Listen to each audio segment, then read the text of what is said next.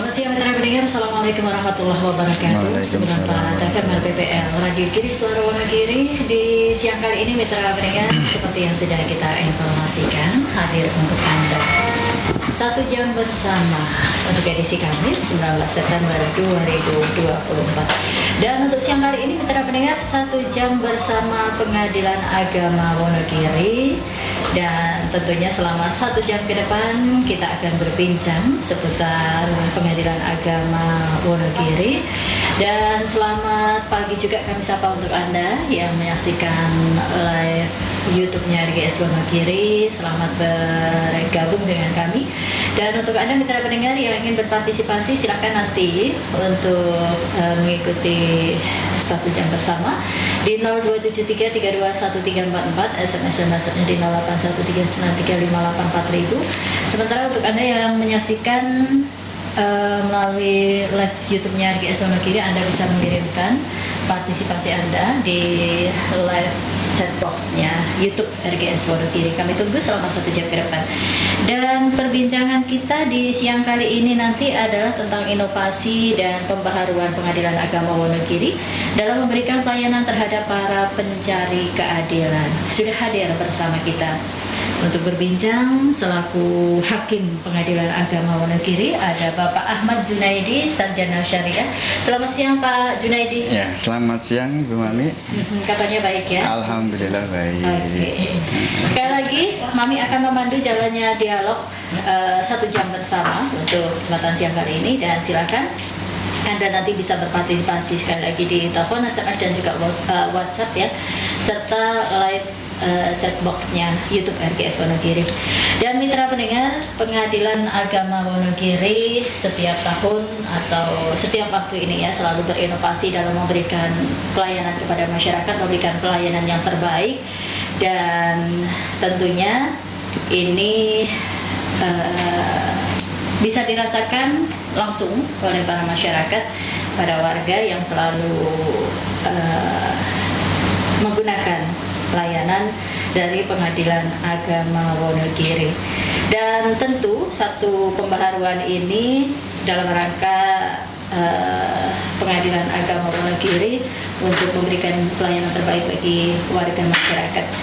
Dan ini tentu tidak terlepas dari visi Mahkamah Agung, yaitu menjadi badan peradilan yang agung. Untuk inovasi terbaru yang ada di Pengadilan Agama Wonogiri, Pak Junaidi, bisa disampaikan? Baik, terima kasih Bu Mami ya. Sebelumnya saya ucapkan Assalamualaikum warahmatullahi wabarakatuh. Para pendengar radio RGS dimanapun Anda berada. Yang jelas kalau kita berbicara inovasi, kita tentu berbicara tentang apa dasar dari sejarah bagaimana inovasi itu ada di Mahkamah Agung. Karena kita melihat nawacita negara kita ya, yang selalu diagungkan bahwa 2045 itu adalah waktu Indonesia emas Bu. Sehingga Mahkamah Agung juga punya target cetak biru di angka di tahun 2045, yaitu dengan cara memanfaatkan era digital ya. Karena sekarang kita tahu semuanya pakai era digital ya Bu. Bahkan kita pesan makan pun tinggal pakai aplikasi udah bisa, semuanya by aplikasi. Makanya Mahkamah Agung menginstruksikan kepada semua peradilan di bawah Mahkamah Agung, baik dari peradilan negeri, peradilan agama, peradilan militer maupun tata usaha negara, untuk selalu mengembangkan inovasi dalam melayani para pihak pencari keadilan. Nah, di PA Wonogiri sendiri ada beberapa inovasi yang kita buat yang tujuannya untuk memberikan pelayanan yang maksimal terhadap masyarakat. Salah satunya yang pertama yaitu adalah aplikasi Gajah Mungkur. Aplikasi Gajah Mungkur ini adalah aplikasi berbasis WA di mana masyarakat bisa mengakses informasi ataupun pertanyaan-pertanyaan tentang seputar Pengadilan Agama Wonogiri tanpa harus datang ke pengadilan, bisa lewat WA. Jadi nanti teknisnya ada, kita nomor WA kita di 0851 8304 0090. Itu bisa nanti disimpan dan kita tanya, nanti akan otomatis dibalas apapun pertanyaan kita. Yang kedua ada juga aplikasi kita, yaitu namanya si Papa Langsing. Jadi sebenarnya aplikasi ini disingkat-singkat Bu. Papa Langsing Gajah Mungkur itu sebenarnya ada singkatannya. Nah, cuman kita gunakan nama-nama yang agak ini supaya agak menarik di masyarakat gitu ya, familiar, betul. Jadi Papa Langsing ini adalah salah satu pelayanan kita ketika zaman dulu orang setelah sidang. Itu kan ketika kita bersidang setelah perkara diputus, itu kan misalkan contoh perceraian ya Bu ya, itu kan kita harus nunggu waktu 14 hari supaya putusan itu berkekuatan hukum tetap atau inkrah, baru bisa keluar atau dicetak akta cerainya ketika sudah tidak ada upaya hukum dari pihak. Nah, kalau zaman dulu itu kan orang kalau ngambil akta cerai itu harus ke pengadilan. Bayangkan kalau di Wonogiri ini Bu ya, ini kan kota kita kan termasuk paling ujung ya. Dan geografisnya gitu, dan lokasinya yang daerah kayak Pracimantoro, terus yang deket-deket perbatasan itu kan kesini jauh. Makanya kita ada inovasi juga Papa Langsing itu untuk mengantarkan akta cerai atau produk pengadilan lewat kantor pos. Nah, jadi kita udah MOU kerjasama dengan kantor pos. Jadi nanti asalkan alamat yang dimasukkan dalam gugatan atau dalam ini jelas, nah nanti bisa kita produk akta cerai itu dikirimkan via pos. Jadi nggak perlu jauh-jauh datang ke pengadilan agama. Itu yang kedua. Yang ketiga juga kita ada PTSL, yaitu satu loket. Jadi kalau dulu di pengadilan itu kan kita memang ada loket pendaftaran, loket pembayaran, dan semuanya terpisah. Nah, inovasi Pengadilan Agama Wonogiri ini karena lumayan banyak perkara di Wonogiri ini Bu. Dalam setahun kurang lebih hampir 2000 perkara. Jadi kadang sedangkan gedungnya yang sekarang memang kan kita belum punya gedung prototipe ya. Jadi masih gedung lama, sehingga ruang untuk PTSP atau untuk pelayanan itu juga masih terbatas sempit. Sehingga ada inovasi dari kita, dibuat sistem loket.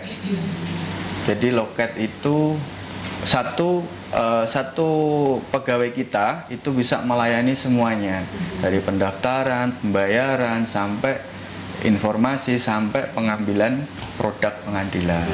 Kalau dulu kan pembayaran sendiri, terus pendaftaran di loket sendiri. Nah, akhirnya jadi kan numpuk di situ. Ketika orang datang banyak di situ, nah harus kesini, nanti kesini. Nah, itu kan numpuk. Nah, untuk mengurai itu kita ada inovasi yang kita buat sistem loket.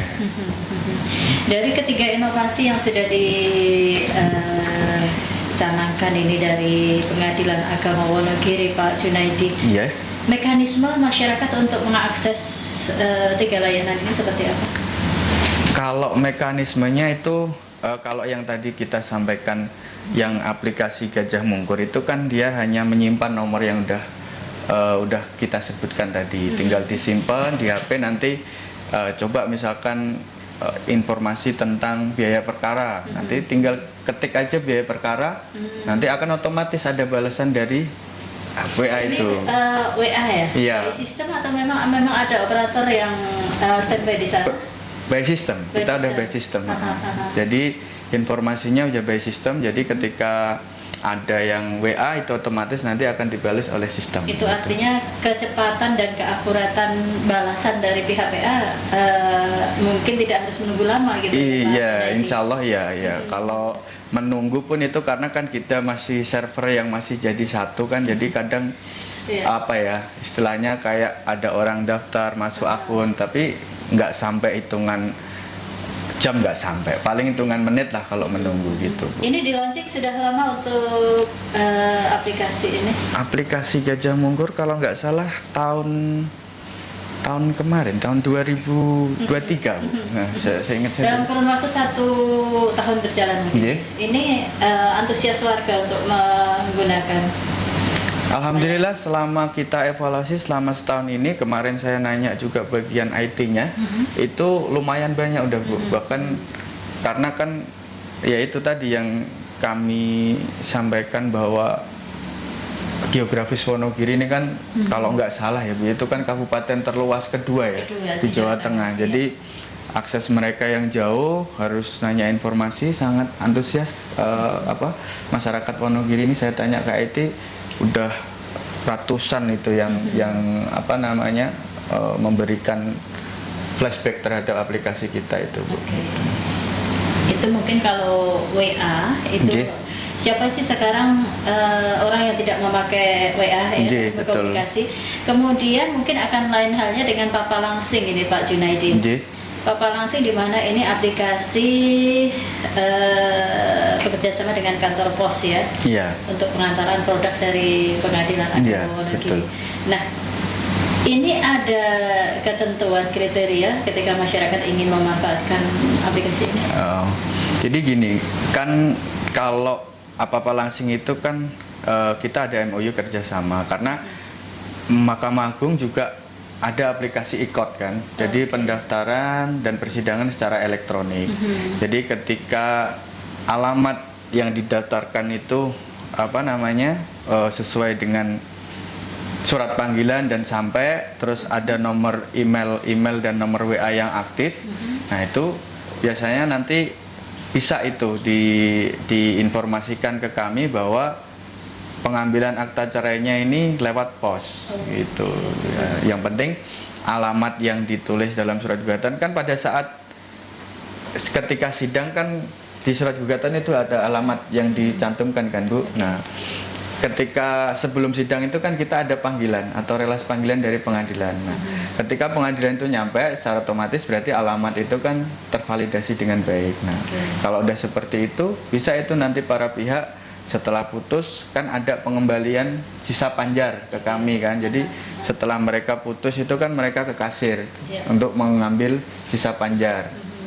Nah di situ nanti bisa disampaikan ke petugas bahwa Pak saya nanti untuk pengambilan akta cerainya bisa lewat pos. Jadi nanti sama petugas kami akan dibuatkan list siapa-siapa yang mau diambilkan secara pos gitu.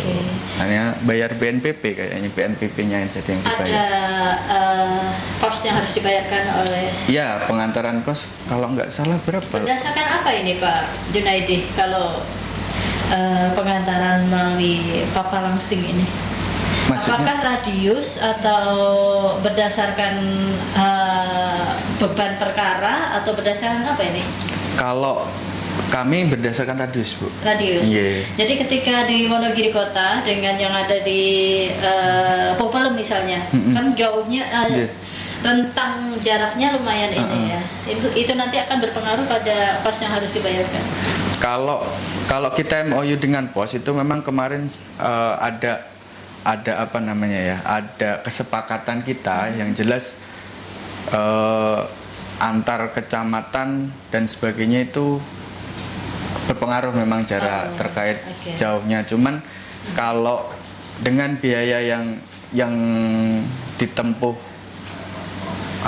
masyarakat harus datang ke sendiri waktu dan sebagainya, menurut kami itu biayanya jauh lebih ringan. Kalau nggak salah 50.000 kalau nggak salah. Ini yang maksimal. Iya, yang untuk radius 3. Istilahnya kita radius 3 itu radius yang paling jauh perbatasan sama Pacitan sama ini. Iya, berarti di Purwantoro itu ya, Purwantoro Popelem itu perbatasan timur. Itu sekitar 55.000 atau berapa itu, Pak? Sama pembayar untuk PNBP-nya itu kan. PNBP. Iya, untuk pajaknya itu. Tentu ini akan sangat memudahkan ya bagi masyarakat yang mungkin memang ketika harus datang secara langsung ke pengadilan agama Wonogiri mungkin membutuhkan waktu, membutuhkan biaya juga tidak sedikit. Demikian. Sejauh ini masyarakat yang memanfaatkan aplikasi ini, layanan ini? Kalau kemarin saya cek di petugas yang administrasi agak lumayan juga Bu, terutama memang masyarakat yang masyarakat kita yang wilayah daerahnya itu memang harus memerlukan 2 jam, 3 jam, bahkan ada yang 4 jam perjalanan ke Wonogiri kan itu saya cek kemarin banyak sih. Tapi kalau memang yang daerah masyarakat kita yang deket-deket memang rata-rata mereka memilih datang sendiri ke kantor. Tapi kalau yang daerah kayak Kismantoro, Praci itu banyak kemarin yang minta menggunakan aplikasi Pepelangsing. Ini karena sangat memudahkan ya. Kemudian tadi Pak Junaidi sudah sedikit menyinggung tentang pelayanan melalui aplikasi e-court. Ini dari pusat ya, dari Mahkamah Agung. Untuk e-court ini sendiri seperti apa Pak? Bisa dijelaskan? Jadi e-court itu adalah persidangan secara elektronik ya, karena yang dari awal tadi bilang Mahkamah Agung berbenah untuk menggunakan teknik IT untuk memudahkan, atau bukan memudahkan secara material ya, tanda kutip, hanya memberikan pelayanan yang terbaik. Kalau masalah material persidangan itu kan tentu hakim juga pasti melihat fakta yang ada di persidangan ya. Tapi kalau masalah proses, dari dulu yang masyarakat ketika daftar harus datang ke PA, terus nanti sidang pertama, terus jawab menjawab, dan sampai putusan datang. Dengan adanya e-court ini masyarakat terbantu karena mereka nantinya ketika itu sidang dilaksanakan secara e-litigasi atau elektronik, mereka itu hanya datang nanti pada saat sidang pertama dan pembuktian yang bertatap muka. Tapi kalau masalah jawab menjawab itu bisa dikirimkan lewat email. Jadi pada saat mendaftar, e-court ini kan sebenarnya bisa digunakan oleh 2 ya Bu ya. Bisa advokat, pengacara, atau istilahnya pengguna lain. Pengguna lain itu masyarakat semuanya. Masyarakat yang mungkin secara langsung permasalahan dengan yang datang atau bisa dilihat tanda kutip bermasalah dan ingin menyelesaikan masalahnya di pengadilan gitu kan. Jadi ketika orang masyarakat umum itu datang mau dia daftar pengguna lain, itu tinggal teknisnya dia datang. Memang pertama harus datang karena kan dia belum punya akun. Karena itu untuk pembuatan akun ini harus offline. Ya, pembuatan akun harus offline karena itu kan menyerahkan data pribadi ya, termasuk email dan nomor HP yang aktif. Nah, untuk pembuatannya. Jadi mereka datang nanti ke pengadilan, terus ketemu ke petugas pendaftaran. Di pendaftaran nanti akan dibantu karena kita juga ada di PTSP kita itu ada namanya pojok e-court. Jadi petugas kami nanti yang akan membimbing para pihak itu bagaimana cara mendaftar, pembuatan akunnya dan sebagainya. Setelah dibuatkan akun, nanti kan gugatannya juga dibantu oleh Posbakum. Kita Posbakum. Nah, setelah Posbakum dibuatkan, udah ada akunnya, nanti tinggal bayar juga. Bayarnya pun sekarang kalau e-court itu lewat Briva bisa. Kalau dulu kan harus disetor ke pengadilan, tapi sekarang udah berbagai aplikasi karena kalau disetor itu banyak, ada beberapa kejadian yang mungkin nggak tahu ya, itu ada beberapa laporan ada yang jadi calo gitu loh, karena misalkan biayanya sebenarnya cuma 1 juta, tapi ada yang bilang biayanya 5 juta, padahal ke pengadilan cuma 1 juta, makanya disetor langsung by Briva itu kan. Nah, setelah dibayar selesai, gugatan itu kemudian dibantu oleh petugas kami untuk diupload di akun e-court itu di aplikasi. Nanti akan dikasih tahu tata caranya buka dan sebagainya. Nah, setelah nanti selesai pulang, nah nanti panggilan proses persidangan itu by aplikasi itu bisa diakses. Kapan sidangnya, tanggal berapa, jam berapa, terus agendanya apa, itu bisa kita lihat di aplikasi itu. Kemudian e-court ini sendiri tentu untuk masyarakat yang mempunyai permasalahan ya yang ingin diselesaikan di pengadilan agama. Yang menjadi pertanyaan adalah ketika sosok yang bermasalah ini tentu ada pihak lawan atau pihak tergugat. Betul. Nah, bagaimana pihak tergugat ini untuk mengetahui bahwa mereka ada permasalahan dengan penggugat ini? Baik. Sementara yang pegang akunnya adalah penggugat. Oke. Jadi benar Bu, memang karena penggugat yang daftar, makanya dia kan punya akun e-courtnya. Nah, cuman ketika nanti pihak lawan, jadi teknisnya biasanya di tempat kami seperti itu, bukan hanya tempat kami di semua pengadilan, pengadilan. Pada saat panggilan sidang pertama, itu kan di dalam surat gugatan kan ada alamat tergugat ya. Itu kalau dia penggugat itu daftarnya lewat e-court, panggilannya itu nanti akan lewat pos. Oh, berarti offline ya? Offline dulu pertama, jadi panggilannya lewat pos. Secara otomatis kan biayanya lebih kecil. Karena kalau panggil manual lewat jurusita itu kan harus datang dan biayanya agak besar. Lewat pos kecil. Nah, nanti ketika si lawan atau si tergugat ini datang pada saat sidang pertama panggilan. Nah, pada saat sidang pertama itulah nanti setelah dilaksanakan mediasi, apakah hasilnya mediasi itu berhasil atau enggak, itu nanti setelah dibacakan gugatan, nanti pihak terlawan atau tergugat ini akan ditanya oleh majelis hakim. Ini penggugat daftar lewat e-court. Apakah tergugat mau juga untuk menggunakan aplikasi e-court? Kalau tergugat mau, dan kita jelaskan tuh e-court itu kelebihannya seperti apa, keutamaannya seperti apa. Ketika si tergugat mau, biasanya majelis hakim itu akan men-skor sidang dan menyuruh tergugat untuk datang ke bagian pojok e-court itu tadi. Nanti dibuatkan oleh petugas kami yang di pojok e-court juga akunnya. Kalau udah dibuatkan resmi, nanti lapor kembali ke petugas sidang bahwa akun sudah selesai, nanti masuk ke ruang sidang lagi. Nah, hakim kan nanti bisa ngecek, majelis hakim itu di akun e-courtnya nomor perkara sekian itu akunnya udah ada nggak antara penggugat tergugat. Nah, kalau udah ada, barulah nanti dibuatkan namanya court calendar atau persetujuan persidangan secara elektronik, baik jawab menjawab, replik, duplik atau ada gugatan balik.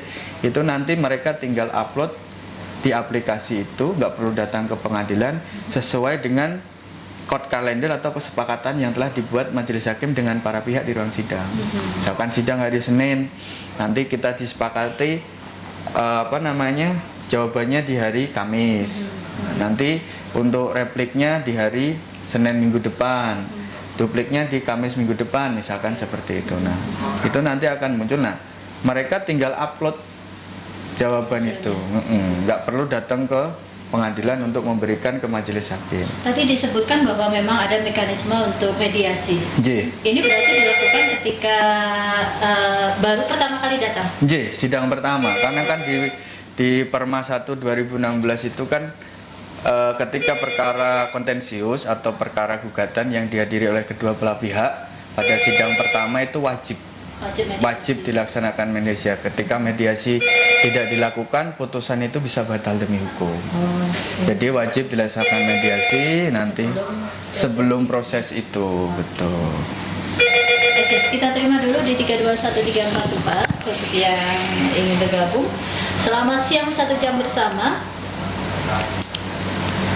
Selamat siang, 1 jam bersama. Oke, bisa diulang lagi ya untuk Anda mitra pendengar yang ingin berpartisipasi siang kali ini di 02733213444, SMS dan WhatsApp-nya di 081393584000, live chat box YouTube-nya RGS. Anda juga bisa berpartisipasi. Selamat siang, 1 jam bersama. Ya, selamat siang, dengan siapa di mana? Pak Pomo di Sukoharjo. Ada pertanyaan ke narasumber? Gak jelas suaranya.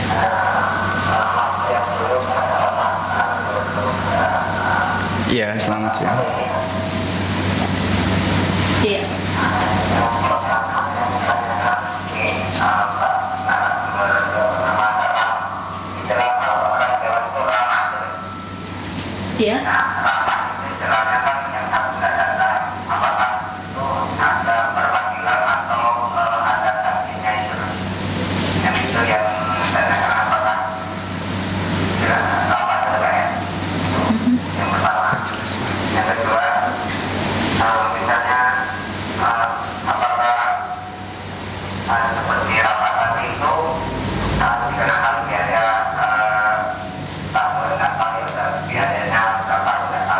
Oke. Dan biaya itu buat betapa mana dan hanya untuk yang dikenakan untuk masalah apa saja. Itu aja yang saya tanyakan kepada Pak Mami. Oke. Terima kasih. Selamat siang Pak Pomo yang ada di Sukoharjo ini ya. Ada 2 pertanyaan yang disampaikan. Pertama berkaitan dengan saksi ya. Nah, ketika kita melakukan persidangan, proses persidangan dalam bentuk apapun ya, persidangan entah di pengadilan agama maupun pengadilan negeri, tentu di sana tidak terlepas yang berperkara dan juga harus ada saksi, Pak Junaidi. Iya. Yang menjadi pertanyaan ketika kita melakukan persidangan secara e-court ini tadi, Betul. bagaimana untuk keberadaan saksinya? Baik. Jadi kalau e-court itu seperti yang kami sampaikan di awal, itu kan tatap muka itu kan pada saat sidang pertama dan pembuktian. Jadi pada saat pembuktian itu kan salah satu agenda dalam pembuktian itu selain memeriksa alat bukti tertulis, juga majelis hakim akan memeriksa saksi ya, saksi yang dihadirkan oleh pihak, mau dari pihak penggugat ataupun pihak tergugat. Nah, ketika saksi itu memang kita harus offline karena saksi itu ada hukum acaranya tersendiri, Bu. Ada syarat-syarat yang harus dipenuhi, apakah dia layak jadi saksi, keterangannya apakah itu bisa kita jadikan suatu fakta hukum atau syarat materialnya terpenuhi atau enggak. Dan yang kedua, dalam hukum acara kita, dalam hukum acara pengadilan, mau di pengadilan agama atau pengadilan negeri, saksi itu kan sebelum memberi keterangan harus disumpah.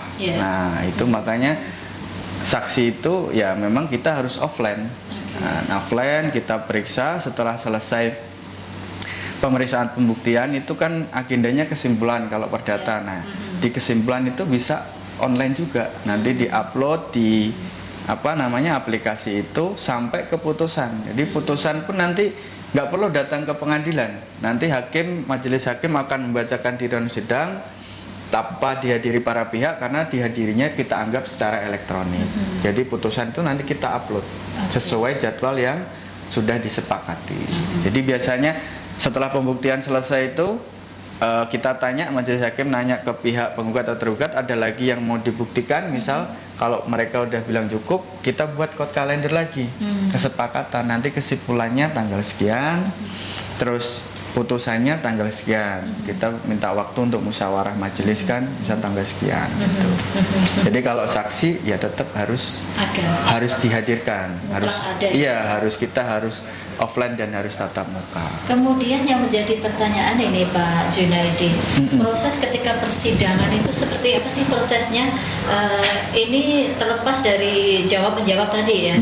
Prosesnya ini apakah dalam bentuk menggunakan aplikasi Zoom atau aplikasi yang lain, mereka dalam satu forum atau seperti apa?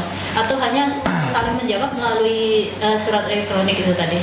Jadi biasanya proses yang kita laksanakan itu kan ketika para pihak baik penggugat dan tergugat sudah sepakat nih menggunakan persidangan secara elektronik e-court. Jadi jawab menjawab mereka yang diupload kan hanya tertulis. Surat elektronik saja. Tertulis diupload. Nah, jadi mereka bukan dalam satu forum persidangan yang dilakukan secara online, tidak seperti itu. Bukan kalau kita ada forum di Zoom seperti itu. Bukan. Mereka hanya mengupload berkas jawaban tertulis. Nah, cuman biasanya kami kan gini, majelis hakim itu dalam buat code kalender, setelah kita buat agenda jawab menjawab tanggalnya, itu kita tentukan nanti offline ketemu tanggal sekian. Nah, biasanya kami majelis hakim pada saat ketemu itu sebelum pembuktian ya, kita konfirmasi balik itu terkait jawaban dia secara elektronik, apakah ini benar seperti ini.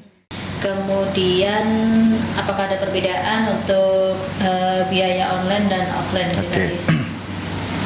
Masalah biaya, kalau konstruksi biaya kita berperkara di pengadilan itu kan ada biaya pendaftaran, biaya ATK atau administrasi, terus biaya panggilan sama PNBP. Nah, kelebihan e-court ini adalah di biaya panggilan, Bu. Karena kalau pendaftaran administrasi itu tetap ya, kalau nggak salah 100.000 atau ya berapa itu lupa saya.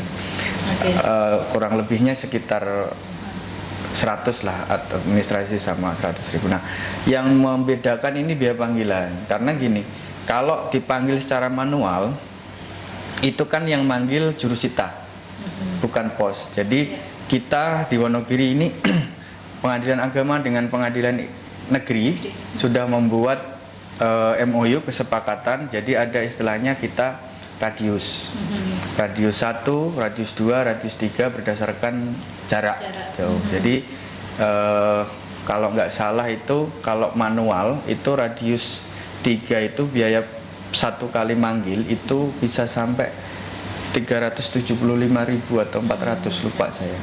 Nah, ketika ini dilaksanakan lewat online, biaya panggilannya bukan melalui jurusita lagi, tapi melalui sudah lewat pos. Jadi kita pengadilan agama sudah MOU dengan pos. Tadi yang saya sampaikan bahwa radius terjauh pun kalau nggak salah cuma 55.000. Jadi menghemat hampir 300.000 lebih per satu panggilan. Sedangkan pada saat kita pendaftaran, kalau contoh perkara perceraian lah, itu kan ada kita namanya biaya panjar atau taksiran. Taksiran panjar itu kan biasanya itu dibuat kalau perkara cerai talak itu kalau nggak salah 2 kali 3. Jadi 2 untuk panggilan P, 3 untuk panggilan T. Jadi kalau katakanlah misal 375.000 kali 5 itu nominalnya kan udah 1.800.000.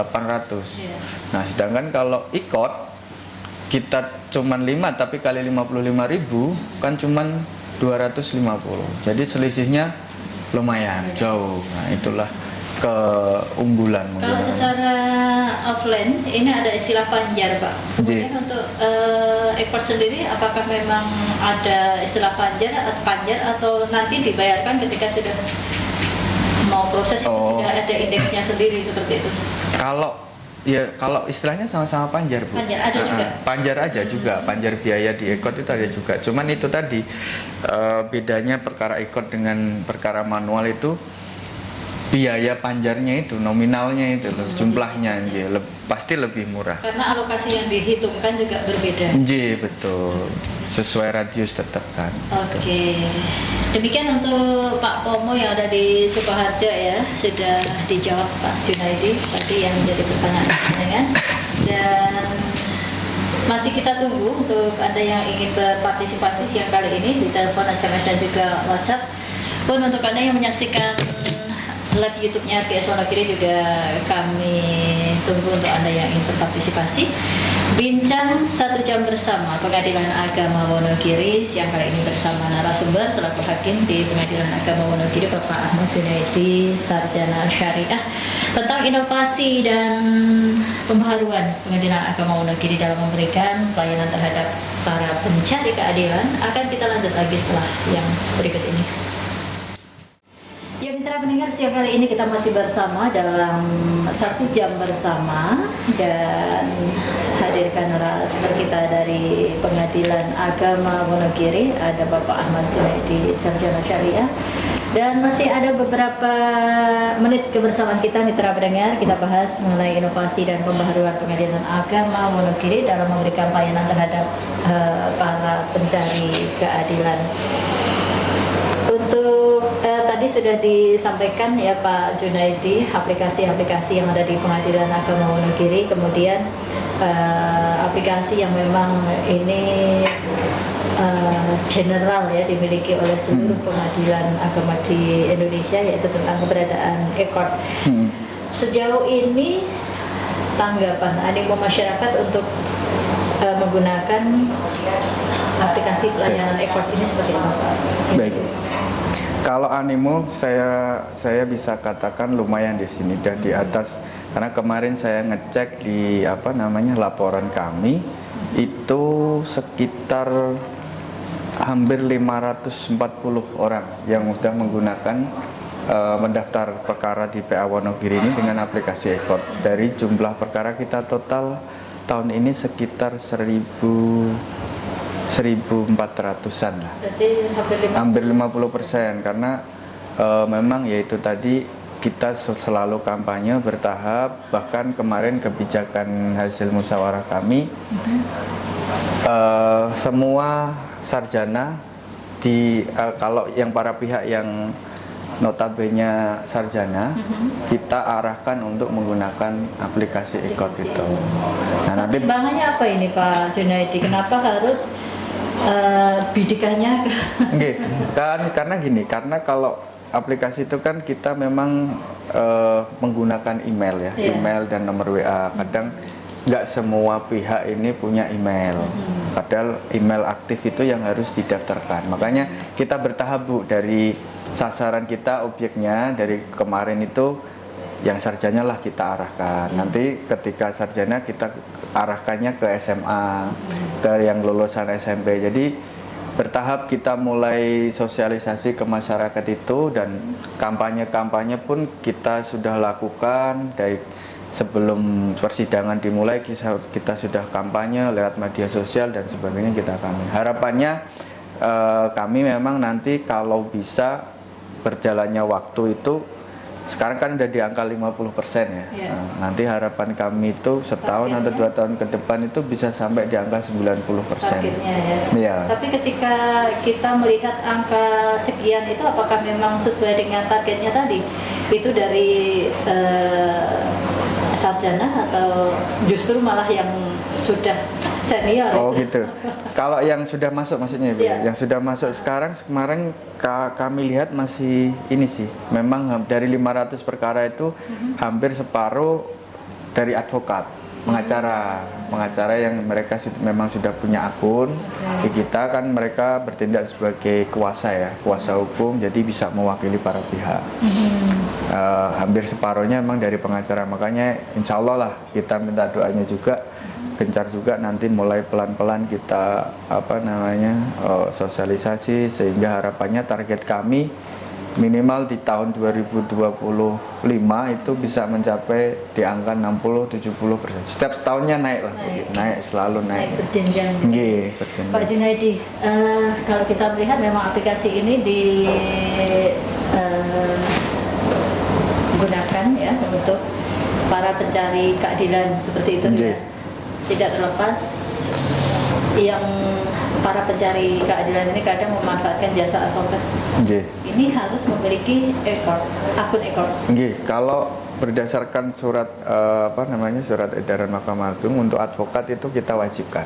Karena kita anggap seorang advokat itu tahu secara hukum, karena profesi mereka kan, profesi para teman-teman advokat itu kan dia memang berkecimpung di dunia hukum, pastinya dia tahu kebijakan-kebijakan dari yang dikeluarkan oleh Mahkamah Agung. Jadi kalau untuk advokat memang kita wajibkan. Iya. Yang menjadi pertanyaan, advokat tentu akan banyak menangani kasus banyak klien seperti itu. Nah, untuk akunnya ini sendiri, apakah satu akun itu bisa digunakan untuk beberapa atau bahkan semua kasus yang ditangani, atau setiap satu kasus itu harus membuat akun baru lagi seperti itu Pak Junaidi? Kalau advokat satu akun dia, karena dia selain profesinya sebagai advokat kan yang sebagai kuasa ya, kuasa hukum. Jadi satu akun dia bisa mewakili semua klien dia. Semua perkara jadi yang tidak harus ketika kasus si A ini udah selesai, nanti menyelesaikan kasus B harus buat akun lagi, itu tidak seperti itu. Tapi setiap para pihak yang setiap perkara yang dia tangani, para pihak itu kan punya nomor perkara masing-masing Bu. Nah, jadi tetap nomor perkaranya masing-masing, tapi pemberitahuan sidang dan sebagainya ya di akun pengacara itu, akun advokat itu. Jadi mereka pun nanti ketika mereka buka akunnya pasti banyak itu juga nomor perkara mereka gitu. Sama kayak kami kan gitu. Berapa kliennya yang betul. Sama kayak kami pun ketika saya misal kayak saya jadi ketua majelis, ketika buka akun saya ya banyak perkara yang udah di situ yang memang saya tangani gitu. Yang masuk persidangan ke betul. hakim gitu ya. Kemudian apa sih sebenarnya yang menginspirasi dari Pengadilan Agama Wonogiri ini untuk selalu berinovasi dalam memberikan pelayanan kepada masyarakat? Yang jelas kan kami sesuai instruksi Yang Mulia Ketua Mahkamah Agung Republik Indonesia bahwa tugas kami ya pengadilan itu kan memberikan pelayanan yang terbaik buat masyarakat. Dan yang seperti saya sampaikan di awal bahwa nawacita bangsa kita ini kan di 2045 itu akan Indonesia emas ya, Indonesia emas. Jadi istilahnya kita mau bergerak nih menjadi yang sekarang negara berkembang menjadi mau negara maju. Nah, artinya negara maju itu kan dibutuhkan selain sumber daya alam juga sumber daya manusia yang kompeten. Jadi instruksi dari Yang Mulia Bapak Ketua Mahkamah Agung Republik Indonesia kemarin, kalau bisa kita Mahkamah Agung meskipun kita di bidang yudisial, bidang ini kita juga harus memberikan pelayanan yang maksimal. Makanya kita berlomba-lomba untuk memberikan pelayanan yang maksimal, yang intinya sebagai wujud tugas kita, sebagai wujud penghambaan kita diri kepada negara, karena kita sadar bahwa tugas kami ini adalah melayani masyarakat untuk mendapatkan keadilan. Jadi itulah filosofi dasar kami kenapa kita selalu terutama PA Wonogiri yang disampaikan juga Bapak Ketua Pengadilan Agama Wonogiri bahwa tugas kita adalah melayani masyarakat. Jadi berikan pelayanan yang maksimal kepada masyarakat terkait apapun itu, dari sumber daya manusia maupun IT maupun semuanya. Okay. Itu. Kalau kita lihat memang Pengadilan Agama Wonogiri inovasinya memang sudah luar biasa ya Pak. Iya, alhamdulillah. Nah, sejauh ini dalam mengaplikasikan atau melaksanakan inovasi yang tadi sudah berusaha untuk diciptakan dari Pengadilan Agama Wonogiri, tentu tidak terlepas dengan kendala ya. Terlepas dari geografis Wonogiri. Kendalanya apa ini Pak Junaidi? Iya, kendalanya itu karena kita beberapa kali ya kita pernah sosialisasi dan kita informasikan ke masyarakat ini, kadang nyuwun sewu nggih, mohon maaf tanda kutip, masyarakat kadang jawabannya itu males lah Pak, ribet.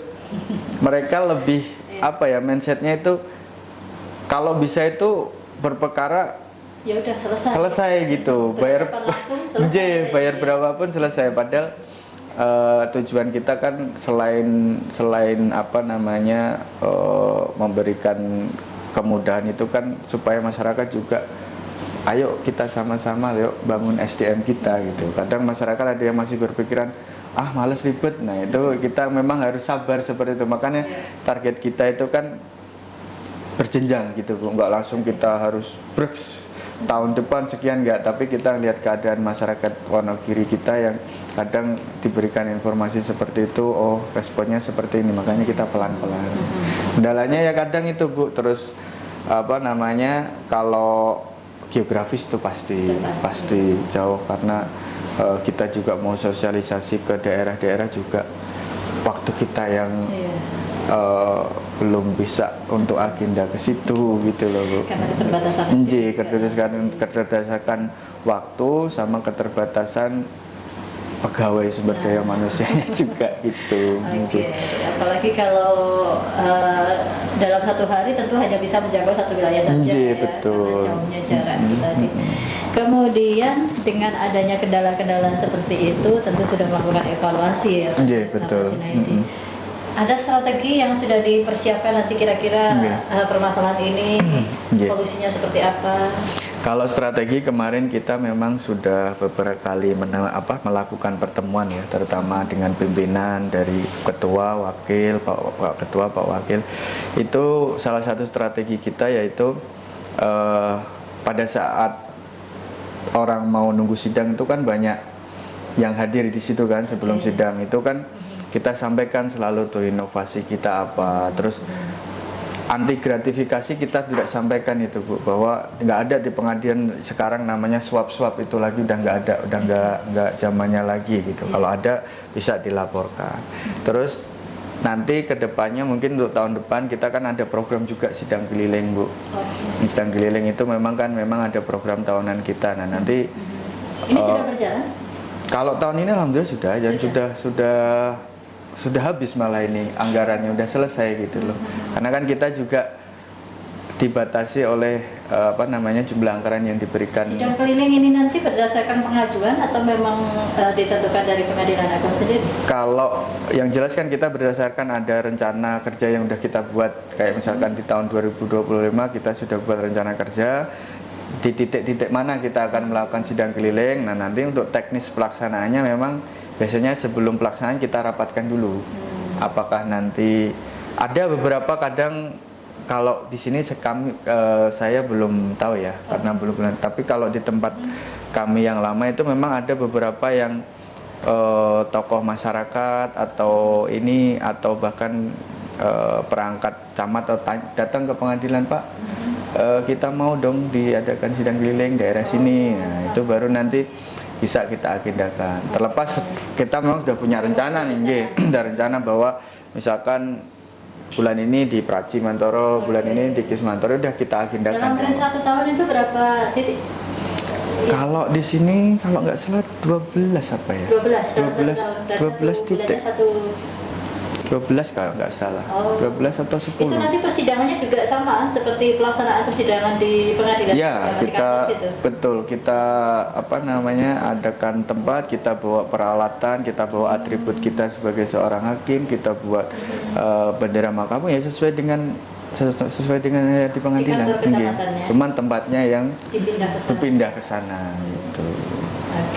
Itu rencananya seperti itu. Nanti pas sidang keliling itulah sebelum sidang dilaksanakan kita juga sosialisasi ke masyarakat itu. Semoga ya itu nanti harapan kita dengan seperti itu masyarakat jadi tambah paham dan mereka bisa menggunakan aplikasi atau kemudahan yang diberikan oleh pengadilan.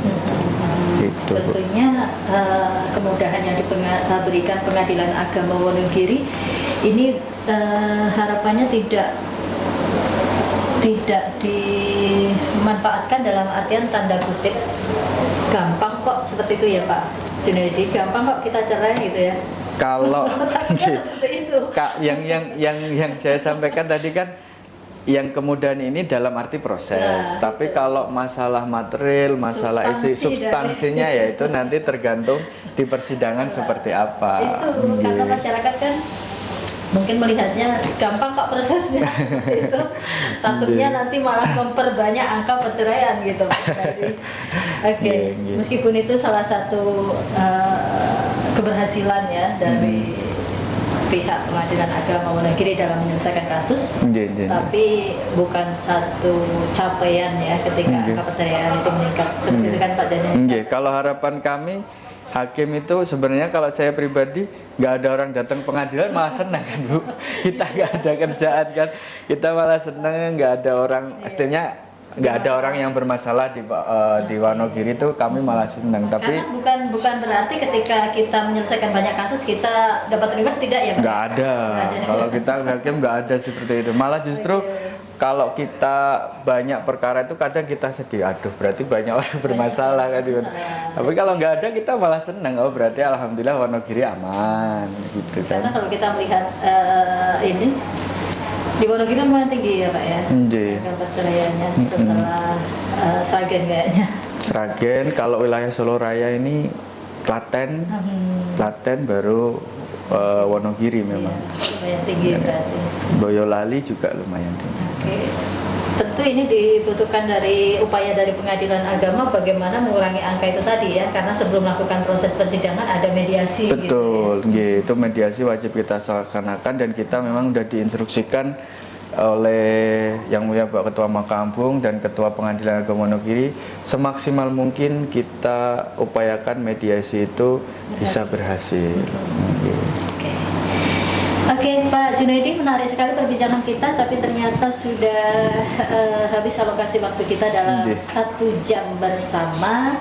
Dan sebelum kita akhiri 1 jam bersama siang kali ini, ada conclusion, ada closing statement dari Pak Junaidi. Kalau closing statementnya mungkin gini Bu, kita sekarang berhadapan dengan era yang semakin berkembang ya, era digital yang semakin berkembang. Jadi manfaatkanlah perkembangan zaman, perkembangan IT itu dengan sebaik-baiknya. Jangan sampai dengan era zaman kita yang serba digital ini malah menjadi celah kita untuk melakukan kejahatan, untuk melakukan perbuatan yang tidak baik, sampai apalagi nanti kita berurusan dengan pengadilan ataupun tindak pidana. Gitu. Jadi gunakan zaman ini, era-era perkembangan zaman digital dengan sebaik-baiknya. Gitu. Yang terakhir bisa disampaikan untuk nomor layanan yang bisa dihubungi masyarakat yang ingin menggunakan. Kalau yang aplikasi Gajah Mungkur tadi bisa disimpan nomor aplikasi WA kita, yaitu 0851 8304 0090. Ada websitenya juga ya? Ada website, nanti kalau memang kurang jelas silakan buka website PA Wonogiri di Google Chrome atau apa, nanti akan muncul itu layanan-layanan atau kontak-kontak person yang bisa dihubungi untuk mendapatkan informasi layanan dari Pengadilan Agama Wonogiri. Dan satu lagi mungkin Bu, gimana? Saya minta doanya, kami Pengadilan Agama ini sekarang lagi ikut program zona integritas yang saya sampaikan untuk mendapat predikat wilayah bebas korupsi. Sekarang lagi proses untuk dari Menpan RB. Minta doanya semoga PA Wonogiri bisa mendapatkan predikat itu. Oke, BBK. BBK wilayah bebas korupsi. Selamat berjuang. Amin. Minta doanya. Ya, mitra pendengar, demikian perbincangan kita 1 jam bersama Pengadilan Agama Wonogiri dalam inovasi dan pembaharuan Pengadilan Agama Wonogiri dalam memberikan pelajaran terhadap para pencari keadilan. Dan sudah bersama kita Pak Ahmad Zunaidi, Sarjana Syariah di selaku Hakim di Pengadilan Agama Wonogiri. Semoga perbincangan kita di siang kali ini memberikan manfaat, dapat menambah hasanah pengetahuan kita. Dan saya Mami yang sudah memandu jalannya 1 jam bersama. Mohon maaf jika ada yang kurang berkenan. Jumpa lagi untuk program berikutnya. Terima kasih Pak Ahmad Zunaidi. Iya, sama-sama Bu Mami. Amin. Mami akhiri, selamat siang. Assalamualaikum warahmatullahi wabarakatuh. Waalaikumsalam warahmatullahi wabarakatuh.